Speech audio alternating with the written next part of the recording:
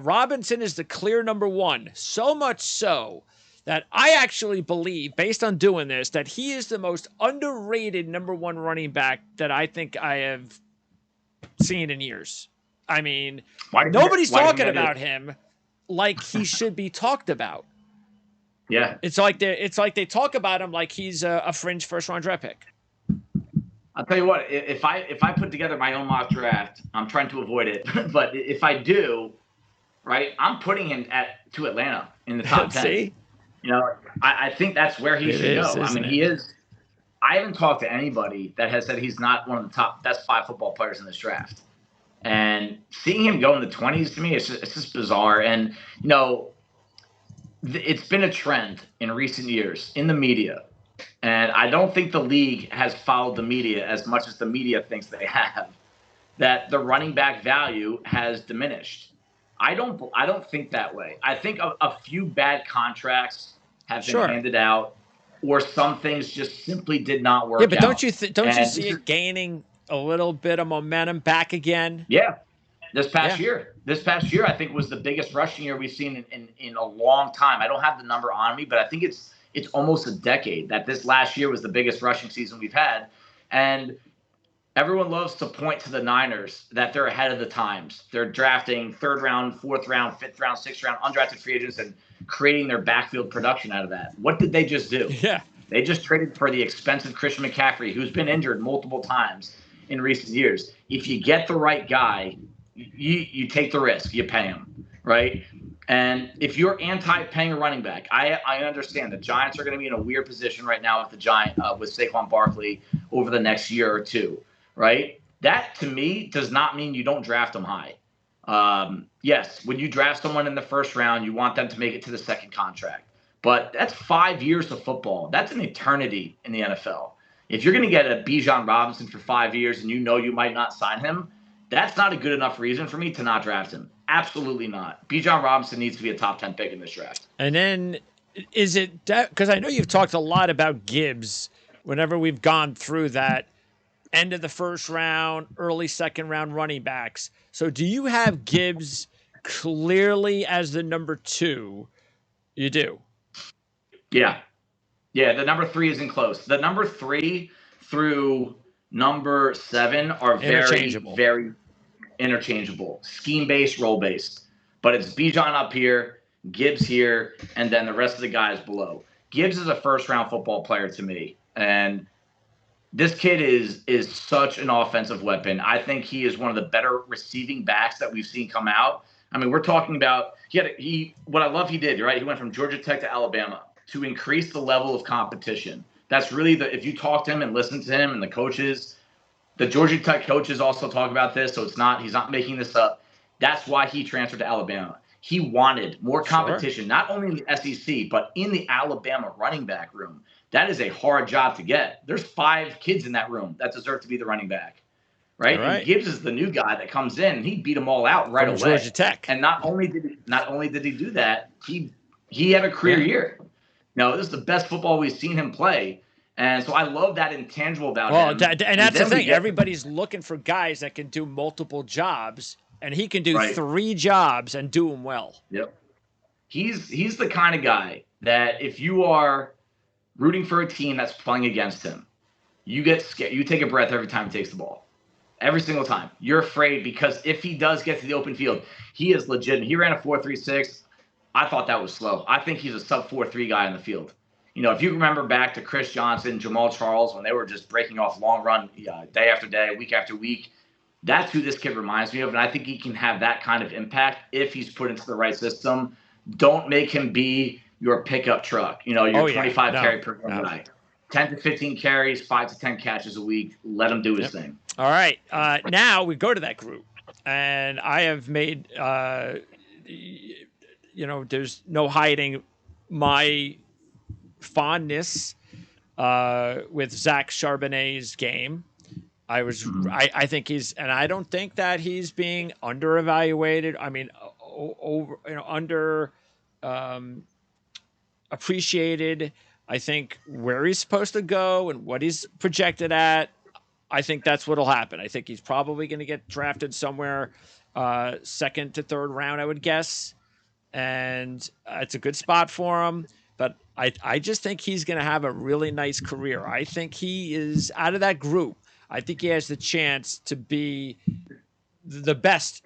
I would give him I know I agree with you 1-2, but you know what? I would have Charbonneau 3 and then just a tiny little gap to the rest of those guys. I just really think Charbonneau, based on his size, he can pretty much do, if you want him to catch the ball a little bit, he can do that. He doesn't turn the ball over. He's like an old school kind of, running back that I think he's going to fit in. Maybe he would fit in really well with the Chargers. He could be that guy that we were talking about that can go to battle with sort of like the Melvin Gordon that they've missed for the last few years. Yeah.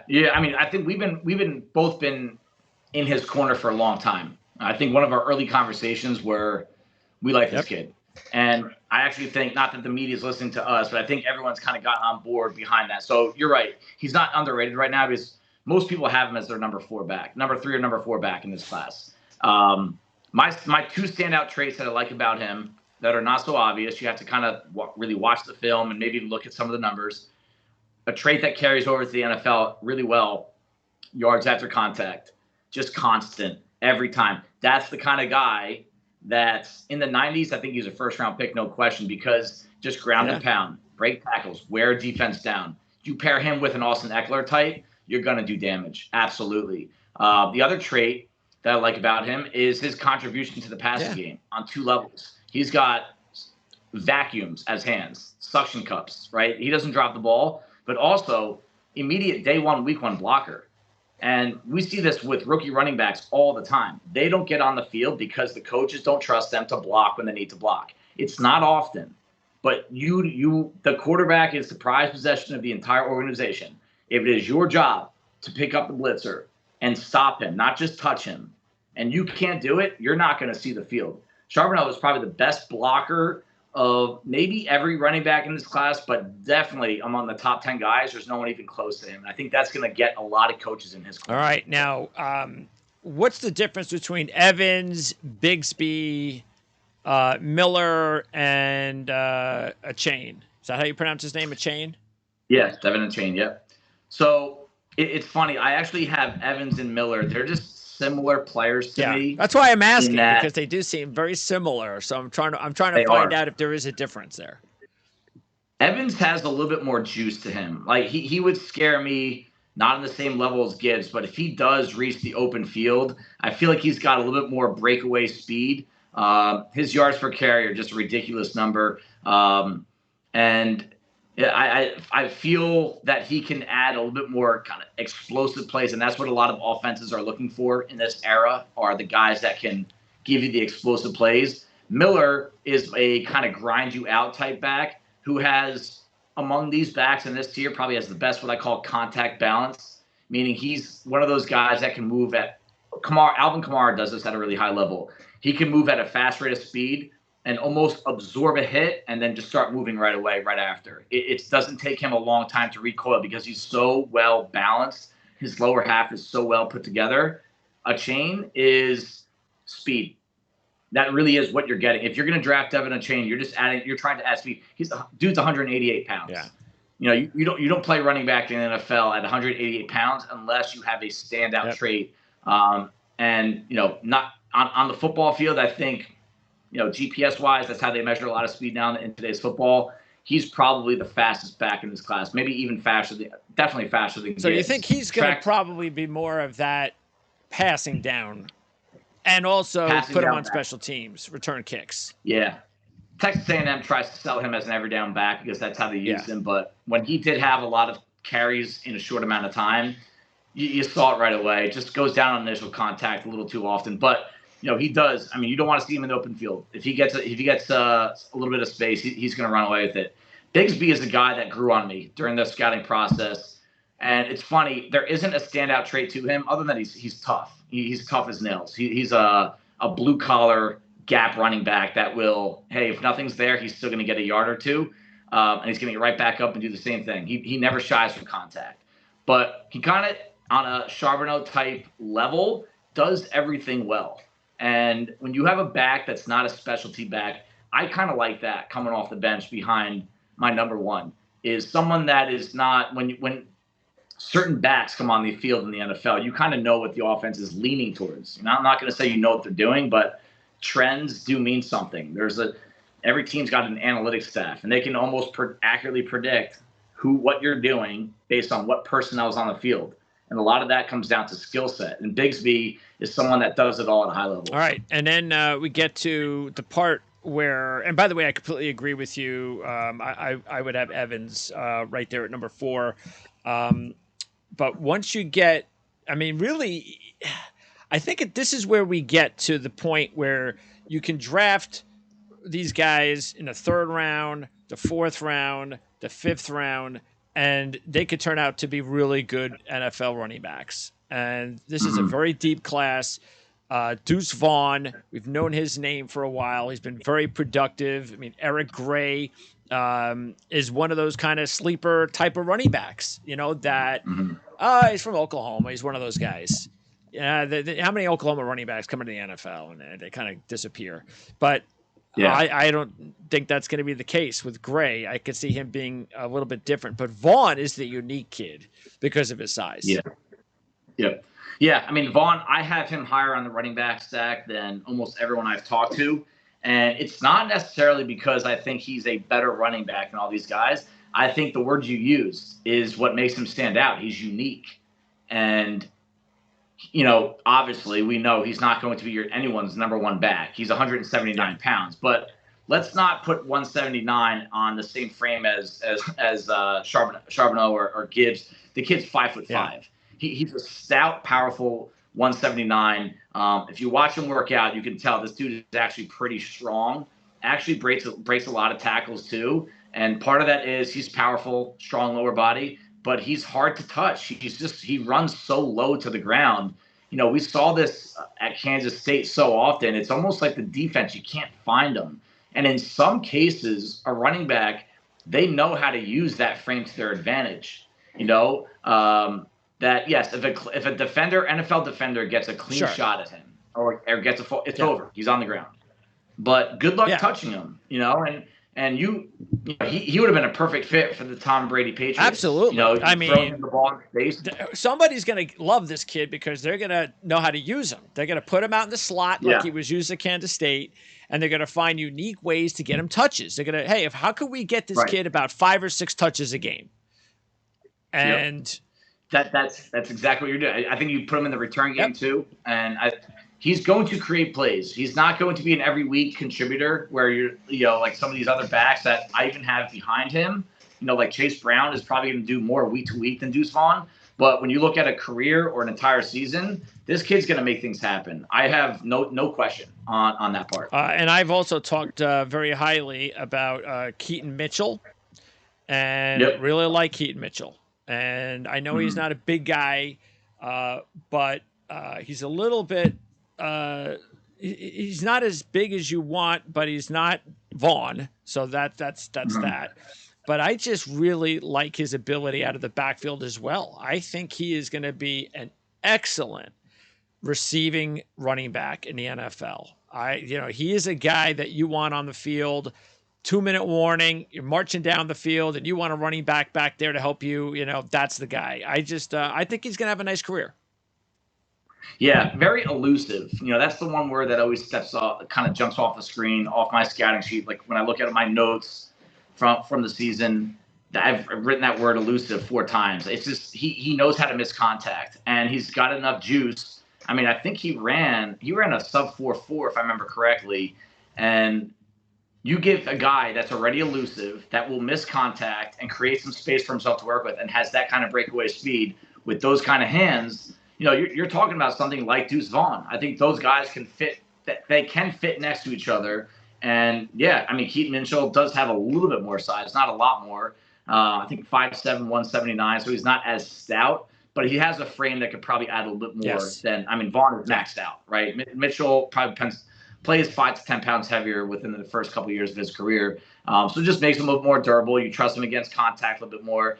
I see some slot receiver future in him because Mitchell, is not a good blocker. Almost seems disinterested, does not have a lot of experience, but he was pretty bad there.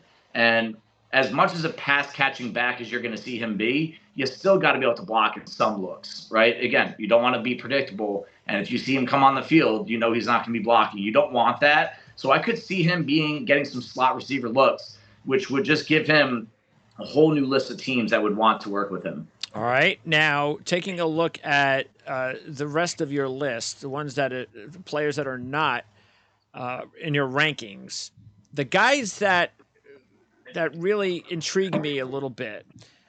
First of all, Ibrahim from Minnesota. How can this kid not be on your radar? And I understand he's not going to get drafted high because of his injury history. You just can't. You can't take a chance with a guy that's at that much of an injury history. But when you draft him a little bit later, basically you're just hoping that he's going to stay healthy. And if he does, he's a guy that could be a real deep sleeper. He's a guy that if he does find a way to stay healthy, could have a long, productive career in the NFL. Yeah, I mean, for a while I had him in the top 10. You have to, just because I like the way he played football. Every time I watch Minnesota, I'm like, dude, he runs teach tape, meaning you put his tape on for high school kids and kids that are early in college. He plays running back the way it's meant to be played on all levels, as a blocker, as a runner, vision. And the injuries, they are an issue. And we're talking about a guy that, is a pretty small frame guy. I mean, his wingspan is under 70 inches, 28-inch arms. There are issues there that his body's maxed out. He's 210, which is heavy enough, but he's not going to get any bigger in the NFL. The speed is not going to be breakaway. But what are you looking for out of a running back? What are you looking for out of a backup? If it's a guy that can move the chains a little bit, reliable, protects the football. I mean, the guy had an insane amount of carries in college, and I think he fumbled 2 or 3 times. Like, I think his fumble rate's the best in the group. So, well, you hit it on the head, the insane amount of carries. That's not going to happen in the NFL. Right. And that's going to be an advantage because that led to him getting hurt. Yeah. Because he didn't have the frame, and he's just constantly going out there. And just look at this past year. I mean, he had no passing game. It was Ibrahim. And it was almost a miracle that he made it through the season healthy. Yeah. So, I think because that's not going to happen in the NFL. That's why I give him a shot. I give him a shot to be a really good number 2 running back. Yeah, and here's a question, right? Some teams, when they build the depth chart at running back, I mean, maybe not the number 2, but number 3, number 4, what else can they contribute to the team? Are they special teamers, gunners, returners? You don't see that out of him, and a lot of times when special teams coaches on day 3 get involved in the draft process, they're looking for tools, and the tools are what he just doesn't have.